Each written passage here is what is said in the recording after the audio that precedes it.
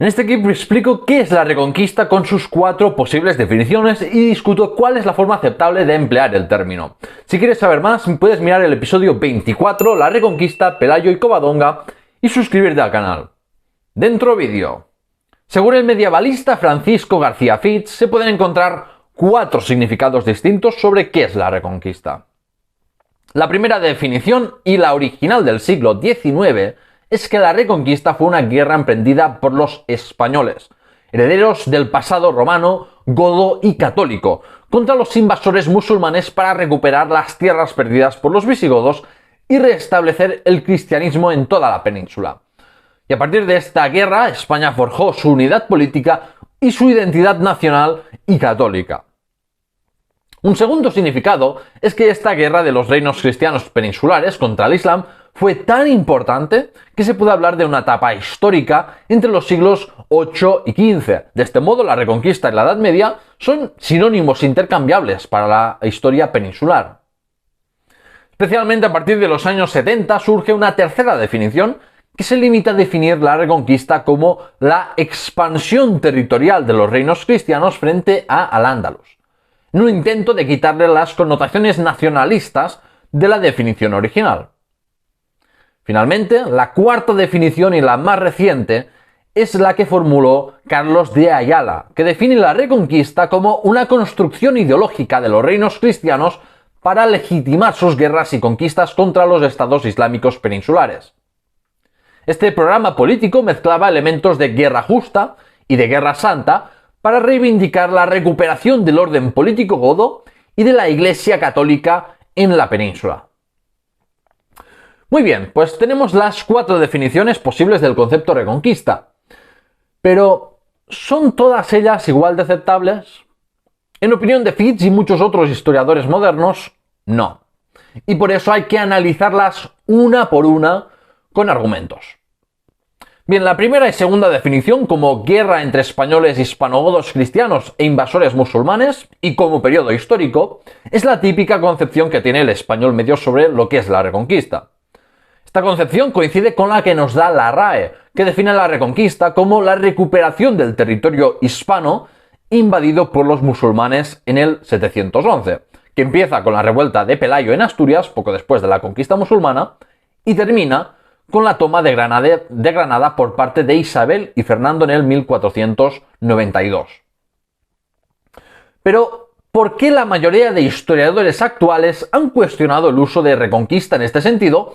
Y en definitiva, ¿por qué es erróneo entender la Reconquista como guerra y etapa histórica? Pues primero porque es una visión nacionalista de la historia, una visión muy sesgada y distorsionada de la historia de España. Como señala Alejandro García San Juan, vale la pena prestar atención a los conceptos de territorio hispano e invasión en la definición de la RAE, porque según esta interpretación histórica, la nación española, basada también en su identidad cristiana, existía cuando llegaron los musulmanes. Entonces la nación española decidió resistir unida al dominio extranjero ilegítimo de los árabes y bereberes, y en una lucha de 8 siglos restablecieron la unidad nacional y espiritual. Lo de que la mayoría de andalusíes fueran en origen hispanogodos y se convirtieran voluntariamente al Islam con el paso de los siglos ya lo ignoramos. O mejor, tratamos a los muladíes como traidores antiespañoles. Y por cierto, tampoco vas a escuchar a alguien hablar de invasión cristiana de Al-Ándalus, porque como digo siempre, las palabras importan.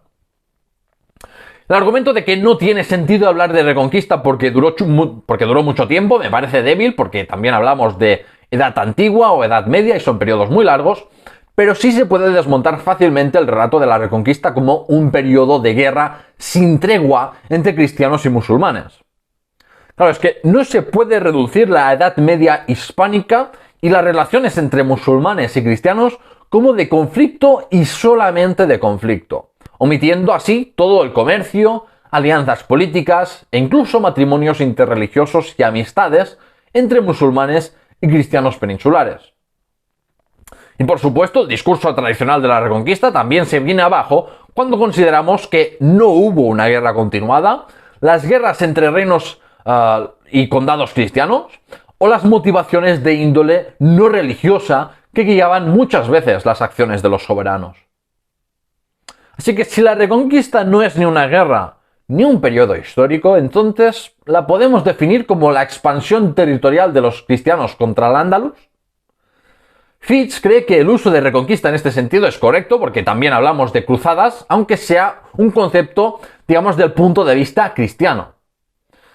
A mi entender, y como opinan otros como Alejandro García San Juan o Martín Federico Ríos Saloma, sigue siendo incorrecto este uso porque es imposible quitarle el nacionalismo subyacente, porque implica seguir aceptando que la existencia de Al-Ándalus era ilegítima. Y más importante aún, implica aceptar que los reinos cristianos eran herederos y continuadores del reino visigodo. Algo insostenible a mi parecer, como veremos a lo largo de este episodio. Así pues, creo que el único modo de usar y entender correctamente la Reconquista es como una ideología de legitimación. La Reconquista como propaganda política. Concretamente, la ideología de la Reconquista nace en el Reino de Asturias en el siglo IX. El núcleo asturiano se presentaba como heredero del reino visigodo y restaurador del orden político y religioso anterior. De aquí que estas ideas de legitimación se conozcan también como neogoticismo. Claro, si realmente hubiera pervivido el reino visigodo en un reducto del territorio peninsular, entonces se podría hablar apropiadamente de Reconquista. Pero es que no fue así, sino que surgieron múltiples reinos y condados completamente nuevos, y por eso hay que hablar de conquistas, no de Reconquista. El testigo neogótico fue recogido por León y Castilla, y como la corona de Castilla se convirtió en hegemónica en España por su mayor peso demográfico, militar y económico, y finalmente se expulsó a los musulmanes de la península, el discurso reconquistador surgido en Asturias se convirtió en el discurso oficial nacional católico, en la Reconquista. El término Reconquista no aparece hasta finales del siglo XVIII y se desarrolla conceptualmente en el siglo XIX con el influyente historiador Modesto Lafuente, en buena medida como paralelismo con la Guerra de Independencia Española contra los franceses. Según Ríos Saloma, como Reconquista no es un término propio medieval, hay que descartarlo. Y aquí estoy de acuerdo con García Fitch o Carlos de Ayala en que esta es una objeción débil. Porque no aparece Reconquista, pero sí aparecen verbos como restituir, restaurar o recuperar, con lo cual ya había una ideología de la Reconquista en época medieval. Que no se usara ese término es irrelevante porque hay otras construcciones historiográficas que las usamos y son útiles, como Imperio Bizantino, Reino Astur-Leonés, Edad Media o feudalismo. Sí es importante resaltar que la Reconquista neogótica fue cambiando según la época y las circunstancias. Por ejemplo, en épocas en que Al-Ándalus estaba fuerte, los cristianos estaban ahí más calladitos y se olvidaban de sus pretensiones, mientras que cuando Al-Ándalus estaba débil y dividida, se reforzaba la idea de una restauración del orden godo, de la cristiandad y de la libertad. En el siglo XIV, por ejemplo, los reinos cristianos estaban mucho más preocupados por sus luchas entre ellos que en conquistar el reducto granadino andalusí. Y en cambio, en el siglo XV, los reyes católicos recuperaron en todo su esplendor el discurso de la Reconquista para justificar y celebrar la conquista del reino nazarí de Granada. Puede resultar chocante que durante todo el siglo X las crónicas cristianas se olvidaran por completo de la batalla de Covadonga y que no volviera a aparecer hasta finales del siglo XI. Yo siempre lo digo y no me cansaré de repetirlo. El pasado es una herramienta política para entender y legitimar o bien el status quo o bien el cambio. Como escribió Alejandro García San Juan, cita: la utilización del pasado como herramienta para el fortalecimiento de identidades colectivas sigue siendo un recurso habitual entre distintos sectores, académicos y no académicos, y cuenta con un público muy receptivo necesitado de permanentes refuerzos de autoestima identitaria. Fin de la cita. Los zares de Rusia decían que Rusia era la tercera Roma. Los japoneses justificaron su dominio colonial sobre Corea afirmando que ya lo habían hecho en la antigüedad. Y los polacos calificaron a Polonia como Cristo de las naciones en el siglo XIX por la partición de su país y sufrimiento de su gente. Ya vimos en el episodio extra 7 el pasado preislámico de Al-Ándalus, que la dinastía omeya también construyó su propia visión del pasado al servicio del presente del siglo X. Pero esa ha quedado muy olvidada porque Al-Ándalus finalmente desapareció. Y del mismo modo, la única reconquista que ha pervivido ha sido la de Asturias, León y Castilla, mientras que se han olvidado otras ideologías de reconquista de las que hablaré en un rato.